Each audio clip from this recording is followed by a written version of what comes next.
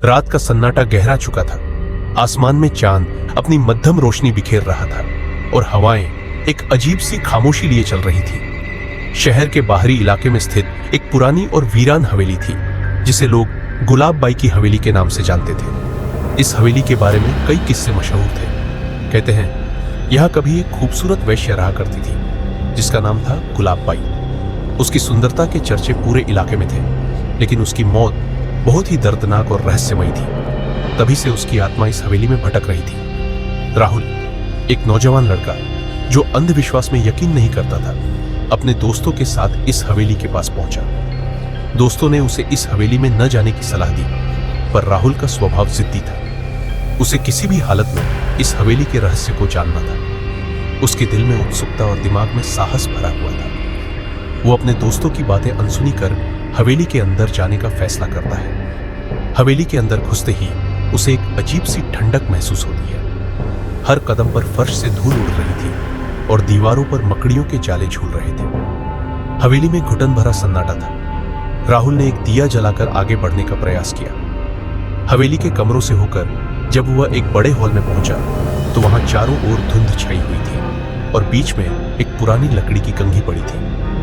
कंघी को देखते ही राहुल को अजीब सा खींचाव महसूस हुआ। उसने जैसे ही कंघी उठाई, एक तेज हवा का झोंका आया और पूरा हॉल कांपने लगा। हवा के साथ ही एक हंसी की आवाज गूंजने लगी। तुम्हें यहां नहीं आना चाहिए था, अब तुम वापस नहीं जा सकते। राहुल के होश उड़ गए। उसकी नजरें कंघी से हटकर सामने की ओर गई, जहां एक परछाई धीरे धीरे आकार ले रही थी। वो गुलाब बाई की आत्मा थी, उतनी ही खूबसूरत जितनी किस्सों में सुनाई जाती थी, लेकिन उसकी आंखों में जलन और चेहरे पर एक अजीब सी दर्द भरी शिकन थी। उसकी आंखों से खून की बूंदें टपक रही थी और वो राहुल को घूर रही थी। तुमने मेरी कंघी क्यों छुई?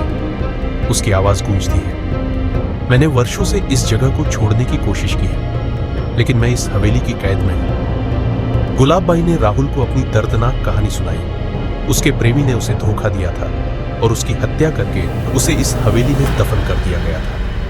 उसकी आत्मा तब से इस हवेली में कैद है, इंसाफ की भूखी, किसी के आने का इंतजार करती हुई। राहुल डर से कांप रहा था, लेकिन वह जानता था कि उसे यहां से निकलने के लिए कुछ करना होगा।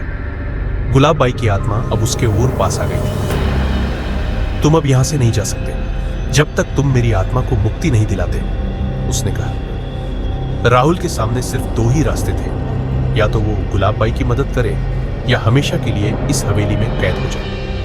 राहुल ने ठंडे पसीने से तरबतर होते हुए कहा, तुम्हें कैसे मुक्ति मिल सकती है? गुलाब बाई ने कहा, मेरे हत्यारे को सबके सामने लाना होगा, मेरे प्रेमी को दुनिया के सामने बेनकाब करना होगा, तभी मेरी आत्मा को शांति मिलेगी। राहुल ने हिम्मत जुटाई और गुलाब बाई की कहानी को सुनकर बाहर निकलने का तरीका ढूंढा।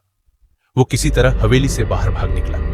बाहर उसके दोस्त इंतजार कर रहे थे, लेकिन राहुल की हालत देखकर वो भी घबरा गए। राहुल के चेहरे पर गहरा डर था और उसकी आवाज कांप रही थी। मैंने उसे देखा, वो मुझे लेने आई थी, राहुल ने धीमी आवाज में कहा। राहुल ने उसी समय फैसला किया कि वो गुलाब बाई के लिए इंसाफ की लड़ाई लड़ेगा। उसने पुरानी पुलिस रिपोर्ट्स खंगालनी शुरू की और धीरे धीरे सच सामने आया। गुलाब बाई का प्रेमी, जो एक मशहूर व्यापारी था, ने उसकी हत्या की थी। राहुल ने उसकी कहानी को मीडिया के सामने उजागर किया और आखिरकार उसके प्रेमी को सजा मिली।